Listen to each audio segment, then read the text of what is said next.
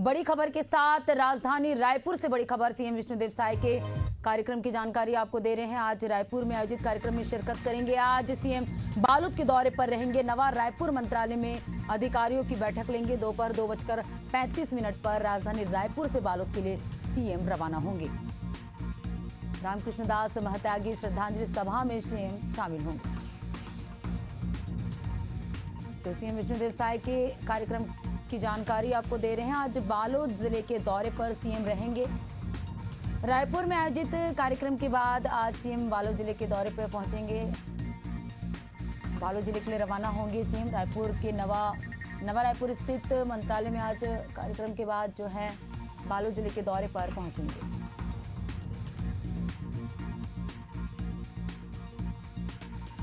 तो आज रायपुर और बालोद के कार्यक्रम में शिरकत करेंगे सीएम विष्णुदेव साय। नवा रायपुर मंत्रालय में अधिकारियों की बैठक लेंगे। दोपहर 2:35 पर राजधानी रायपुर से बालोद के लिए रवाना होंगे।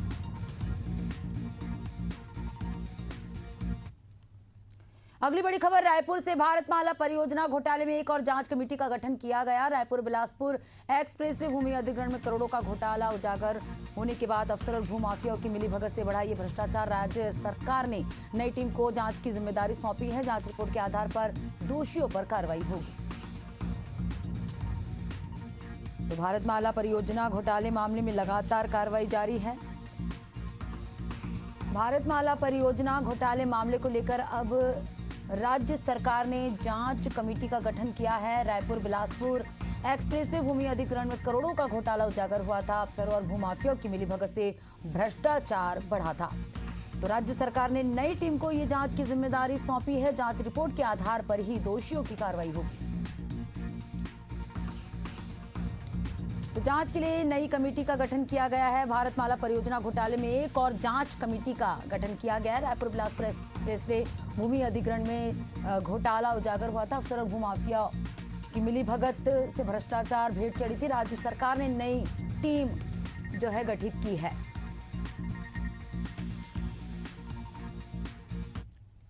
इधर राजधानी भोपाल से बड़ी खबर। आज से 2 दिवसीय कलेक्टर कमिश्नर कॉन्फ्रेंस होगा। मुख्यमंत्री डॉक्टर मोहन यादव की अध्यक्षता में बैठक होगी। प्रदेश भर के कलेक्टर और कमिश्नर शामिल होंगे। शासन की प्राथमिक योजनाओं की समीक्षा होगी। विकास कार्यों की प्रगति पर विस्तृत चर्चा होगी। अपर सचिव सुभाष द्विवेदी को नोडल अधिकारी बनाया गया है। तो सीएम डॉक्टर मोहन यादव की अध्यक्षता में बैठक होगी। समीक्षा बैठक करेंगे। कमिश्नर और कलेक्टर इस बैठक में शामिल होंगे। तो आज से 2 दिवसीय कलेक्टर कमिश्नर कॉन्फ्रेंस का आयोजन किया जा रहा है। मुख्यमंत्री डॉक्टर मोहन यादव की अध्यक्षता में बैठक होगी। इस समीक्षा बैठक में प्रदेश भर के कलेक्टर और कमिश्नर शामिल होंगे। शासन की प्राथमिक योजनाओं की भी समीक्षा होगी। विकास कार्यों की प्रगति को लेकर इस बैठक के दौरान विस्तृत चर्चा होगी।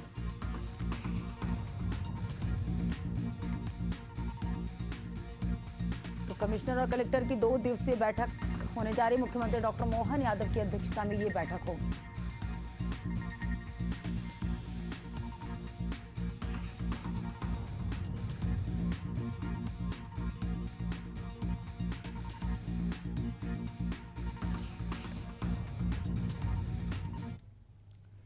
बड़ी खबर की ओर रुख करेंगे। रायपुर से होटल कारोबारी से लूट की वारदात। 3 हथियारबंद लुटेरों ने चाकू मारकर वारदात को अंजाम दिया। मोबाइल और नकदी लूटकर फरार हुए। उरला थाना क्षेत्र का ये पूरा मामला है। तो राजधानी रायपुर में एक बार फिर चाकूबाजी की घटना हुई है। लगातार पुलिस की ओर से अभियान चलाया जा रहा है। चाकूबाजी की घटना पर रोक लगाने के लिए एक बार फिर राजधानी रायपुर में चाकूबाजी की घटना हुई है। चोरों ने लूट की वारदात को अंजाम देने के लिए यहाँ पर चाकू चलाई। होटल कारोबार से लूट की वारदात को अंजाम दिया। 3 हथियारबंद लुटेरों ने चाकू मारकर इस वारदात को अंजाम दिया है। दरअसल मोबाइल और नकदी लूटकर बदमाश फरार हो गए। उरला थाना क्षेत्र का ये पूरा मामला है।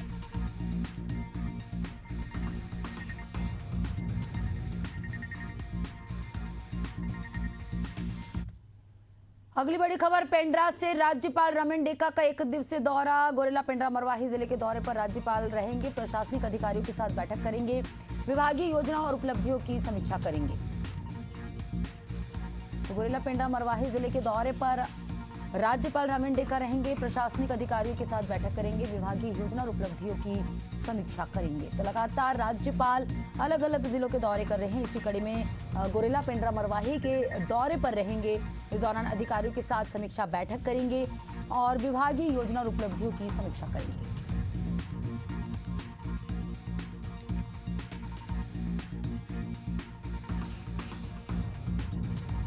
तो राज्यपाल रामेन डेका का गोरेला पेंड्रा मरवाही जिले का दौरा रहेगा। राज्यपाल दौरे पर रहेंगे, प्रशासनिक अधिकारियों के साथ बैठक करेंगे, विभागीय योजनाओं और उपलब्धियों की समीक्षा करेंगे।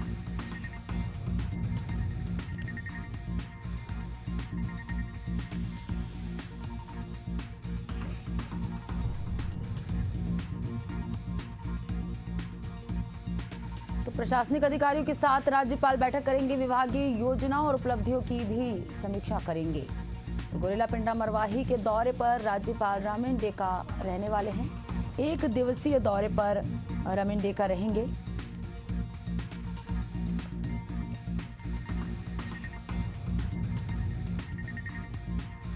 विभागीय योजना और उपलब्धियों की समीक्षा करेंगे।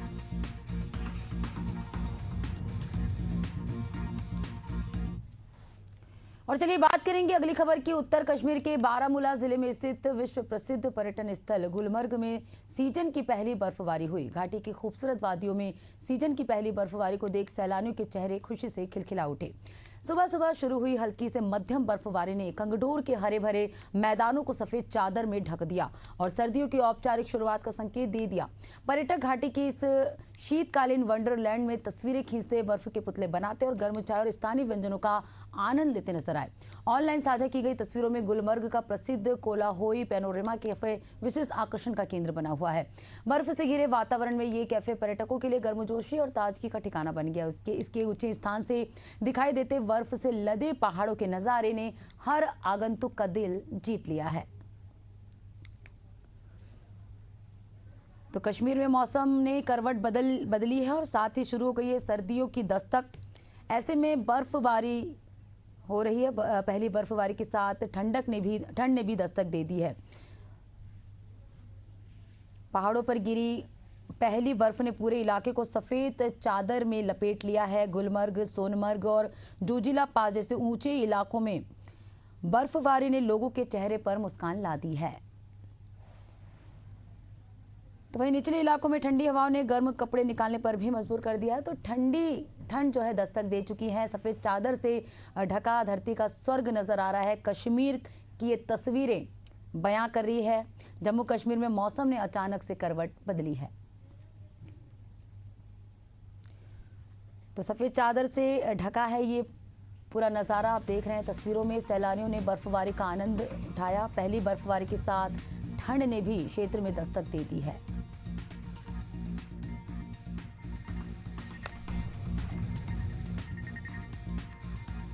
बिहार में विधानसभा चुनाव की तारीखों का ऐलान हो चुका है। 243 विधानसभा सीटों पर 2 फेज में वोटिंग होगी। मतदान 6 और 11 नवंबर को और नतीजे 14 नवंबर को आएंगे।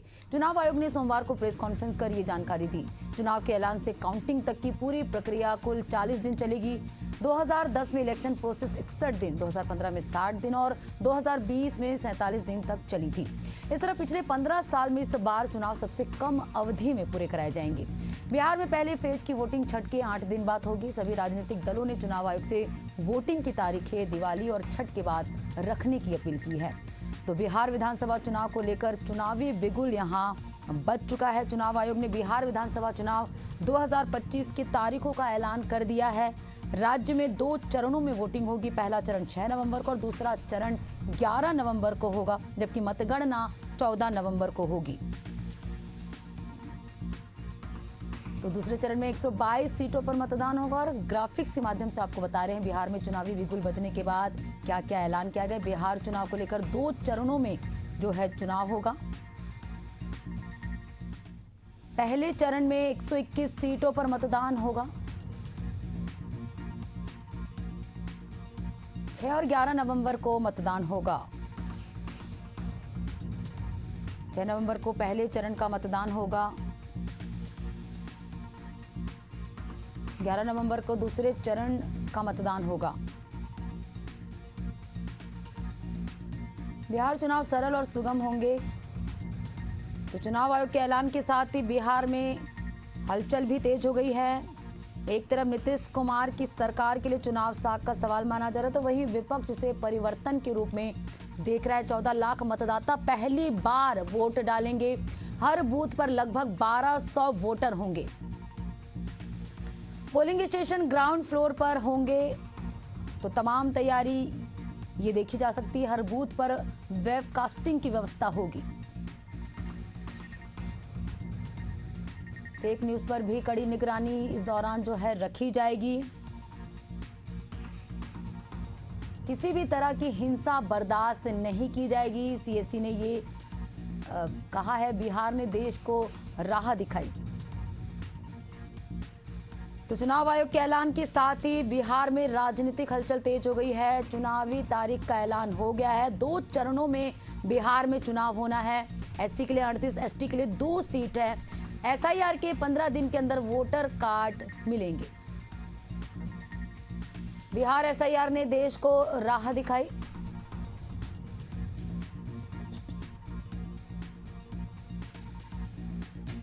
मतदाता सूची की कमी को दूर किया।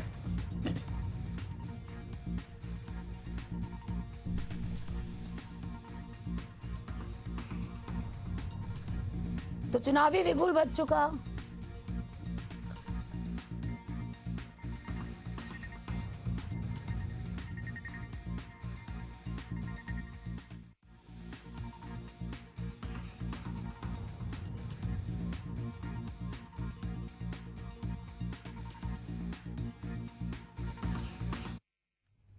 तो ये तो रही बिहार में चुनाव की बातें। अब बात करेंगे छत्तीसगढ़ की खबरों की। छत्तीसगढ़ में खरीफ विपणन सत्र 2024-25 के लिए 15 नवंबर से धान खरीदी शुरू हो जाएगी।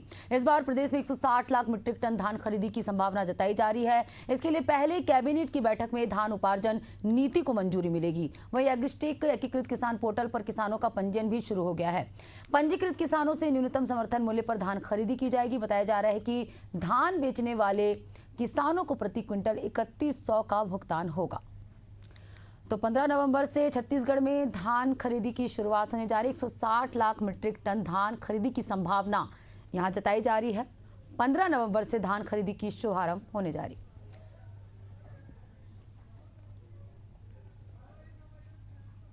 तो 15 नवंबर से धान खरीदी की शुरुआत होगी। 160 लाख मीट्रिक टन धान खरीदी की संभावना जताई जा रही है।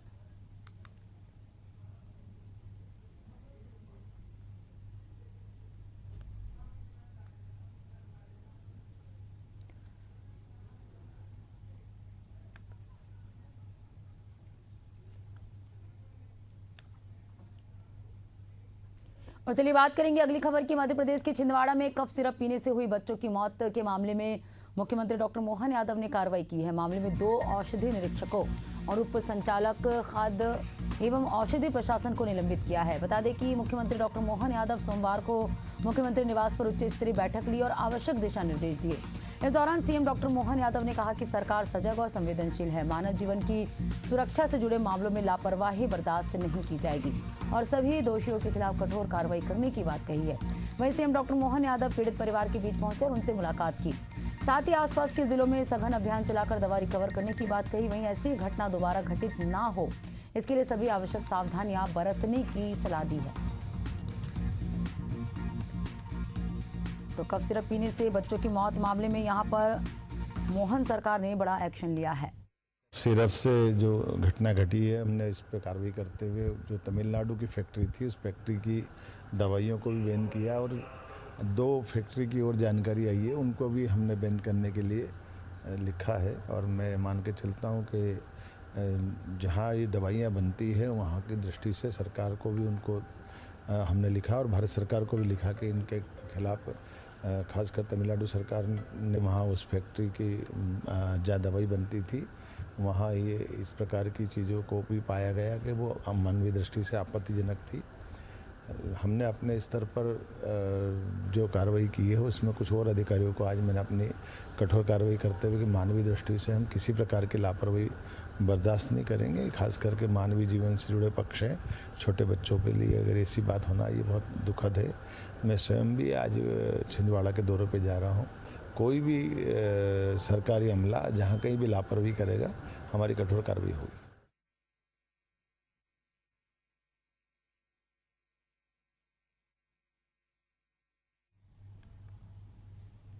देश में कफ सिरप से बच्चों की मौत के बीच स्वास्थ्य एवं परिवार कल्याण मंत्रालय ने एक एडवाइजरी जारी की है, जिसमें निर्देश दिए गए हैं कि 2 वर्ष से कम उम्र के बच्चों को किसी भी प्रकार की खांसी की सिरप या सर्दी जुकाम की दवा नहीं दी जानी चाहिए।